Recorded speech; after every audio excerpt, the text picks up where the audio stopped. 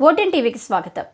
Ramaraju cotton కనూరి Srinivasarao మాతృమూర్తి చేతుల మీదుగా ribbon cutting. Eluru జిల్లా జంగారెడ్డిగూడెంలో రామరాజు కాటన్ వస్త్ర దుకాణం మాతృమూర్తి చేతుల మీదుగా రిబ్బన్ కటింగ్ చేయడం జరిగింది. ఈ కార్యక్రమంలో ప్రముఖులు జెట్టి గురునాథం, సోంబాబు, మున్సిపల్ చైర్మన్ బతిన్న నాగలక్ష్మి జ్యోతిని వెలిగించి అభినందనలు తెలియజేయడం జరిగింది. అలాగే రామరాజు కాటన్ మేనేజ్మెంట్ తదితరులు పాల్గొన్నారు.